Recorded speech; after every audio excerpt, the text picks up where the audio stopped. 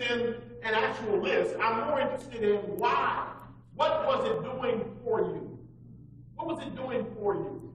In your television watching, it's called entertainment in general, but is there anything that you're watching that when you think about the impact it has on you, on your thought life, on your focus, on your behavior? Are you learning to act in your life like some of those ignorant folk that you watch? You watching the Housewives of Atlanta.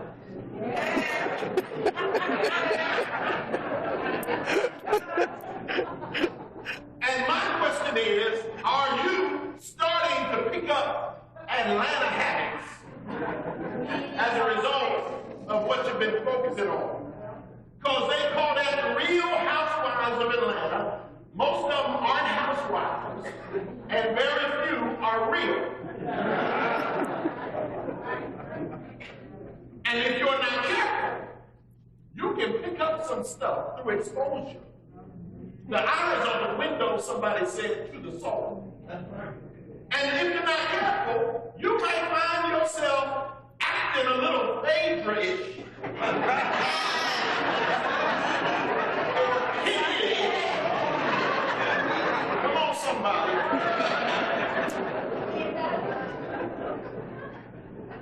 Just asking a question. Just want you to think through what you're watching and what it's doing for you. In other words, you want to scrutinize. I'm not saying that it's automatically wrong to watch anything. I'm saying you need to be discerning about impact. If you can watch something and say, they sure are crazy, and turn it off and it doesn't have any impact on your life, that's fine. But if you find yourself getting crazier,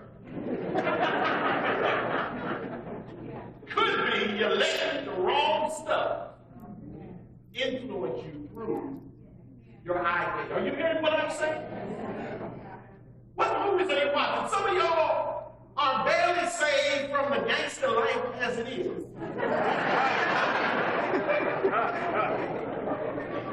And if you spend all your time watching what you used to be, come on. It could be that you're still walking with Jesus, but trying to be Jesus' gangster. And that's not God's plan for your life. You can be a spiritual gangster. Bust up on the devil like that. I got no problem with that. I want to call my church spiritual gangster. But I don't want y'all being natural gangsters. I don't want to have, Pastor, can you come get me? Where are you? In jail. Because you've been playing out this stuff all the time through your eye gates, and you went back to, you haven't forgotten your whole life now. And it does take a whole lot if you're not careful about what you see to get into the wrong thing. I'm preaching good, y'all just don't know. Who are you looking at and why? Who are you emulating and why? And maybe you don't know you're emulating, but if you keep focusing on them, it's having some sort of impact. In discipling men, we get together in our men's fellowship and we talk about the impact of things even through the eye gate. You cannot disciple men without challenging them where disciplining our eyes is concerned. Because we in particular are hardwired to admire things through our eye gate. So much so that any of you who are married sisters, you know you can't let your husband go to certain stores alone. If you're going to try to discipline your finances and get your financial house in order, when he said, baby, I'm just going to run to Best Buy. Some of you have been married long enough to say, wait, let me get my coat, I'm going with you. You can't trust him in Best Buy by himself because they have arranged the store to grab your husband's attention. And he walks in saying he's going to get some batteries for the remote control. And he walked out with a 45 where they said, clearance, it has to go. And said to him, his eyes said, it has to go to your house.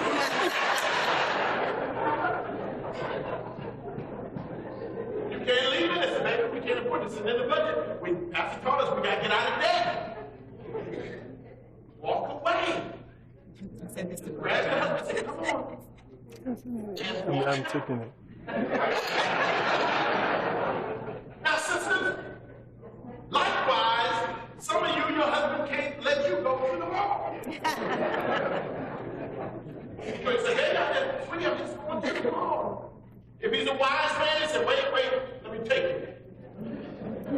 There's trouble bringing out some of these malls. You see these news stories, all this craziness going on in malls. That's not the trouble he's really thinking about.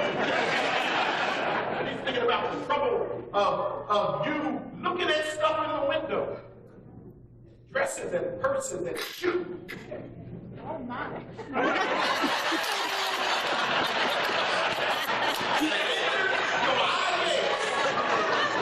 And you know they sucking you in. Because in the window they put half off. 60% off. And you say, oh my goodness, and you run in there. And it all started with your eye gate. You didn't even go thinking about shoes and bags and stuff. You know you can't afford them when you're in your right mind.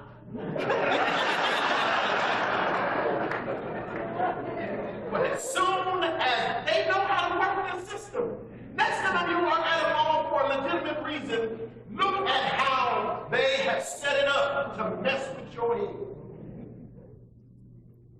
And folks go in and get into all kinds of financial trouble over their eye gates. You buy a car and you know you can't afford it because they put it right on the showroom. And they let you just go and sit in it. You went to get this small model they have. The next thing you sitting in something. And they're showing you all the features. And they say, let's just walk in my office here and just talk about it. And you say, no, I can't afford it. They said, no, we're going to work it around. And now they got you trying to figure out how to drive a vehicle you can't afford, but you were attracted with your eyes. So we got to learn that your eyes can take you in the wrong direction. And I started out saying because men are hardwired with visual appeal in particular. You women know that because when he first dated you, he was admiring what you wore and your hairstyle, all that, just because the way you looked grabbed his attention. And that's why, we're trying to encourage married couples, just work with one another and seek to be a blessing to one another. Within reason, as we get older and busier, you can't court the way you used to court, but you ought to court sometime. Go on a date sometime, and when y'all decide it's date night, look decent for each other.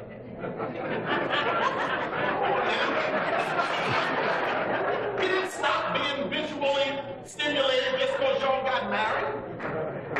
He still likes a good-looking woman. You know that already. Because of where his eye gates go often while y'all were out in public. I'm trying to help you now. And so, within reason, you're not young and have no responsibilities anymore. You just spend your time dressing up and being sexy all the time. No, but there ought to be a sexy appointment every now and then. When you come, go everywhere with him just as I am without one.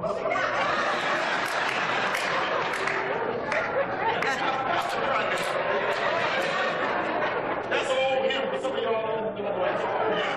We used to sing it at altar all the time. We were just as I am without one plea, but that thou blood was shed for me. Some of y'all, that's the way you look, just as I am. And that's not right because you didn't marry him just as you are. When you were dating, you made sure to fix it up, look just right, had your shoes just right, and everything just right, so that when he looked at you, he was glad he was going out with you. And you knew that attracted him in the first place, so don't say, well, I got it now. What color sweat you want me to buy?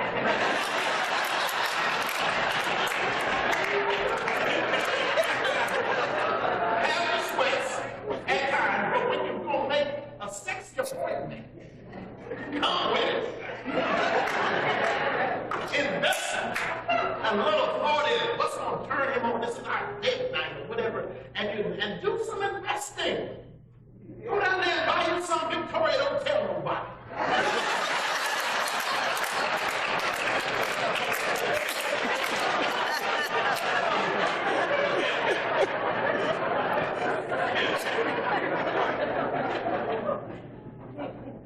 And because of that hardwiring toward visual stimulation, a man has to intentionally learn to guard his eye gaze if he's going to please God. We have to learn that. It's a challenge for us because it's easy. All grown up and single and what have you, we were just used to looking, giving it a good quality look. I'm trying to help.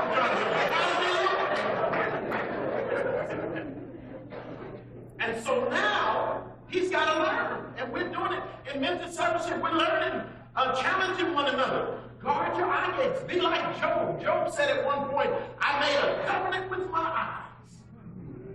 And that's what we men have to do. We have to make a covenant, make a decision. You want to look a quality long look, but you're supposed to say, oh, she's pretty and turn. That's the plan. You're a married man, you want to please God. You're a single man and you want to please God. Now, if you look too long, you're going to do something about what you're looking at. And so you got to look and turn. That's it. Look and turn. She's pretty. That's a 2-year thing. Look and turn. And your sisters can help you. Pray for them. Y'all out on vacation somewhere, some exotic place, and you're on the beach, and people walking around with next to nothing on them. He trying to be a man of God and help you. Pray, intercede. When you see, because y'all see the women before we see the women. You see she coming down the beach, you know her husband going to see her. Your husband going to see her soon. Start praying, Father, in the name of Jesus.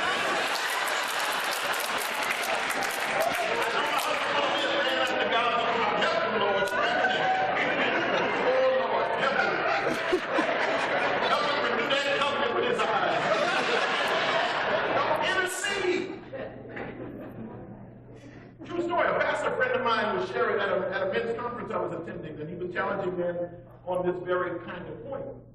And then he shared candidly from his own life. He said, looking at women too long and too much has always been an issue for me, a challenge for me, both single and married.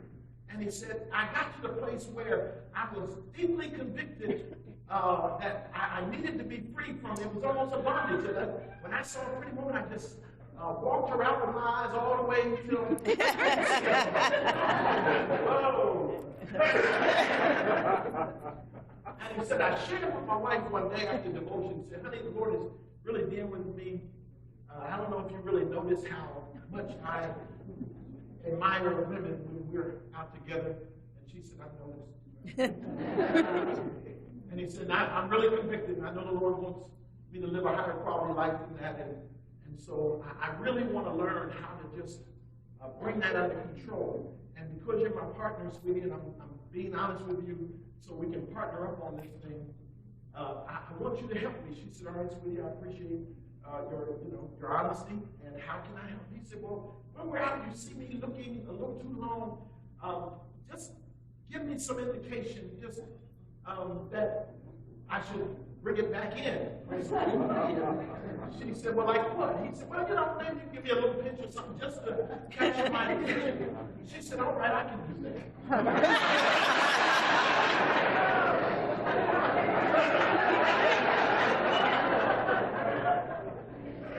He said, we were at the beach on vacation. My wife and I chilling out on the sand, laid out in a little chair, both walking by, splashing in the water, everything. And he said, this particularly attractive woman came by. He said, I really wasn't focused on how much I was looking at her. But my wife was not in covenant with me to help me get over this habit. He said, and before I knew it, my wife didn't just he said she grabbed a whole portion of my arm. She didn't care that it wasn't all finger, that some was fingernail. She just went in for a whole section of arm. He said, and then she twisted it.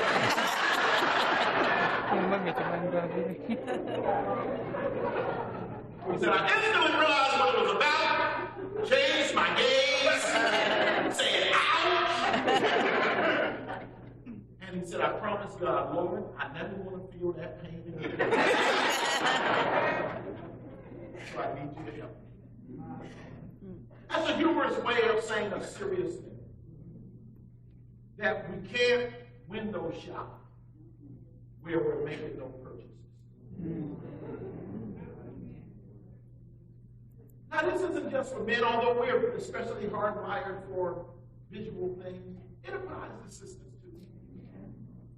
Y'all have a slightly different orientation, but you can get pretty caught up in somebody who is not in your life in that way. There's a lot of opportunity, and then, of course, there's a lot of rationale to go with what you're drinking in with your eyes. A lot of rationale. That's when some spirit that's been following you around trying to trip you up starts whispering in your ear. Look at him. And what it would be like to be with him. I know you're worried about God, but God hadn't sent you anybody yet.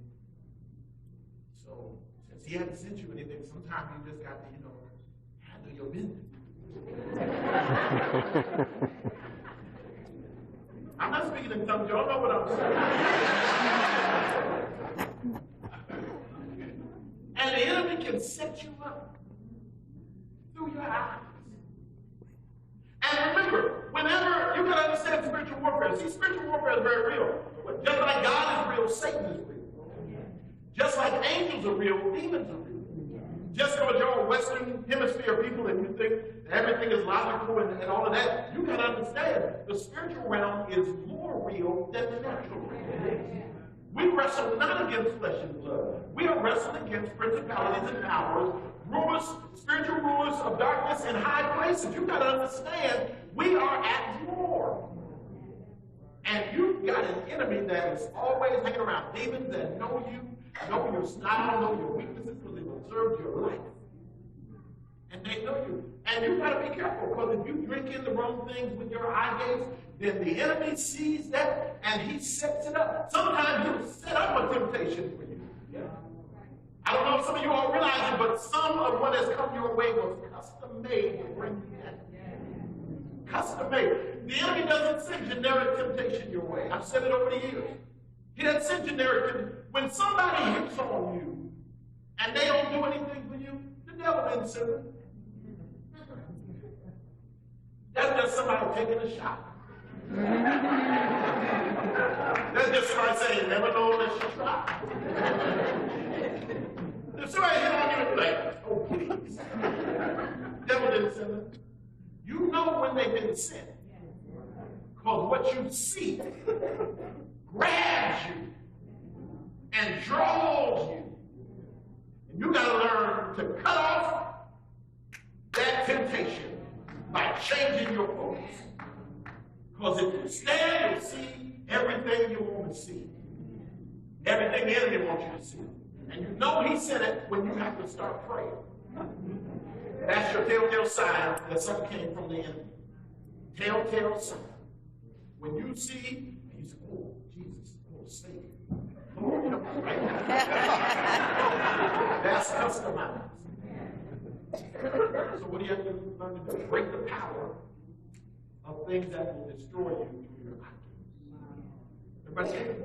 You can apply it in many different ways. Some of you are buying stuff you can't afford because your eye gate wants to mess up your budget. You come in with, but it was 50% off. Well, 50% off for $600 when you grow. Or when that's not in your budget, it's going to bring you down. You keep making those kinds of decisions. So you got to learn how to guard your eye. You got to learn how to guard your ear gate. Your ear gate. What you listen to. What speaks and who speaks into your life. You got to be discerning. Because not everybody that's talking has something to say. Did you all hear what I'm saying? We live in a talking world. Everybody wants to say something. Talk. This is the most talking generation. And social media has taken it to another place. Folk have a blog who have nothing worth saying. But they talking all day. They talk about stuff they don't even know. I been on people's blogs, and we know me. Talk. Television, everybody talking. Everybody got a talk show. Y'all seen this?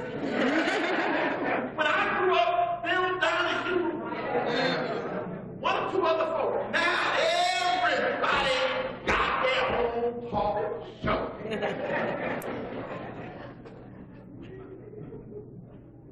The question is, do they have something to say worth listening? You gotta be careful. Just because they got popularity and fame doesn't mean you need to be listening. They're not your life coach because they're on TV. I don't care how popular they are. And some of these people, I like certain things about them. I like certain things they say. They're good on some subjects, but that doesn't give them the right to speak into your life about everything. So you have to learn to be discerning. If you watch them, check them out, filter them by the word. I like Oprah for a lot of her accomplishments and stuff, but when Oprah starts talking about my life, what I'm supposed to do, and the value I'm supposed to have, I sifted through the word. And I talk to the TV sometimes. I say, that's garbage. You got to watch these people who are a little bit spiritual, but very unbiblical. Oh, I'm talking real good. They're very spiritual, but very little Bible. You got to watch it. You can't let them speak into your life. Just because they have a doctor in front of their name doesn't mean you need to listen to everything they say. Some folk have more degrees than a thermometer. Doesn't mean you're supposed to let them speak into every area of your life. Be discerning and check them out with the word. While you're discerning, when you go to church, keep on discerning. Check out the preacher with the word. Because not everything on the Word channel is the Word. I heard a lot of my preaching friends and what have colleagues on, and some of them, they preach a good solid word, and some of them is like, are you on crack?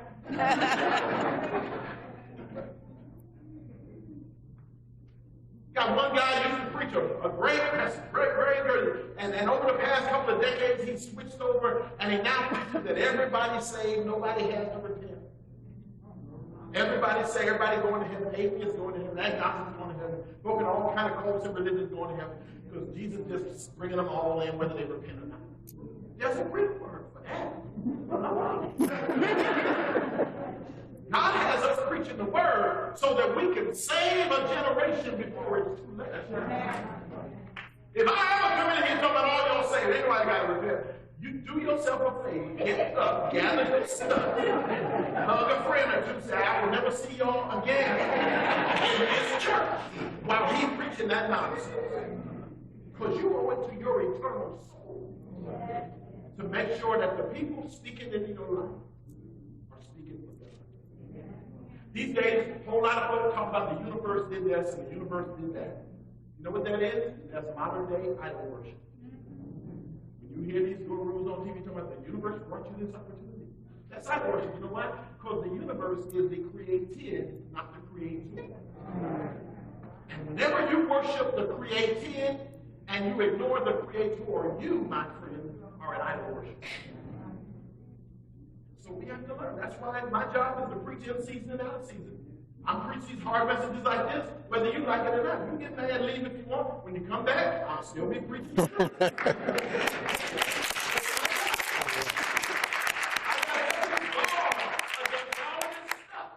will send you in the wrong direction.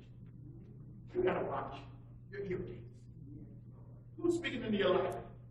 Your girlfriend trying to help you with critical matters of your life, and she doesn't walk by the word. Don't listen to what that child said. She crazy. I'm trying to help you. Your girlfriend got 3 failed marriages. She don't tell you what to do with your marriage. Don't take swimming lessons from drowning. Check them out. Your ear gates.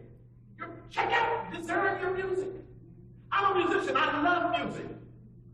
But I've learned over the decades to discern, sift, and make sure the message of a song, it was a bad message, that I disassociate with the message intentionally. Because sometimes it's good music, bad lyrics. You have to be discerning. Just because it sounds wonderful doesn't mean you can take it in an undiscerning way. Some of these operas, they're singing all great, and it's in another language, and you say, "Whoa, that's wonderful." And she talked about how some other lady tried to catch her man, and she's singing all up there, and it sounds real great, and you don't know those lyrics say, "I grabbed her and I killed her."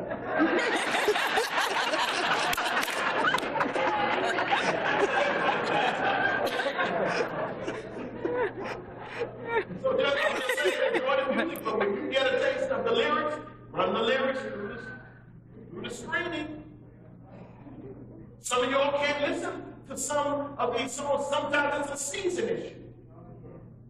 If you're in a season where you can't handle certain things, there's some wonderful love songs. But if you are really frustrated right now because you're not in a marriage relationship and the right person hasn't come along and you're really frustrated, that might not be the night to sit up and listen to Luther Vandross.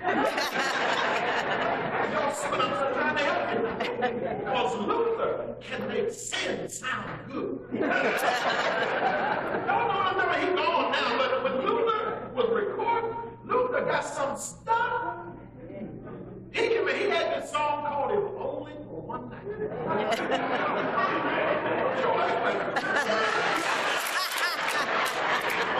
Hey, let's sit up here.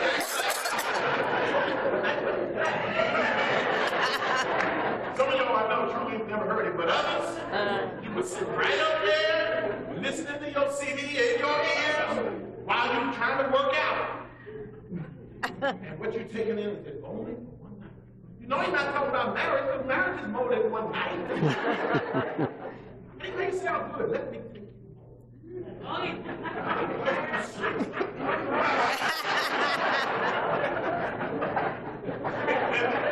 Years ago, my wife and I, when he was living, he came through the Bay Area, did a live concert. My wife and I went, another married couple went with us.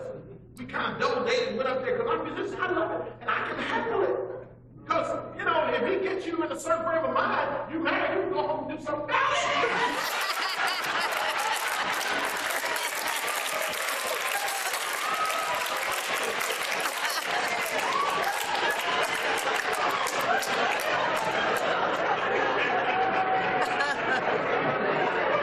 So he's sitting up there, and he's just groaning, and going on, wonderful. But I noticed all around us were single folk. And they were groaning. And I thought, ooh, this man is sending folk into a whole lot of sin tonight.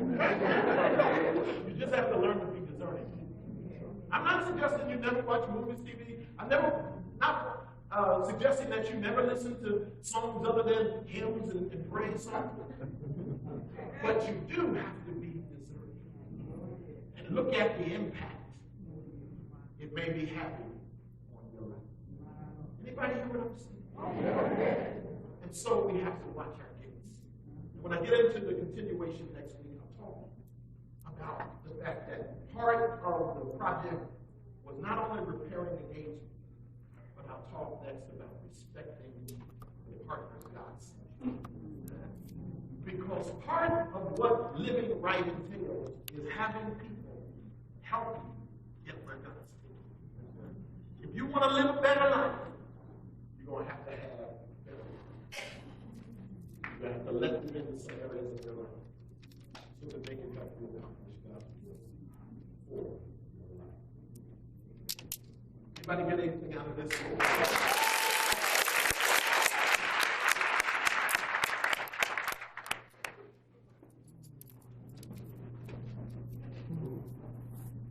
Pastor preaches out here.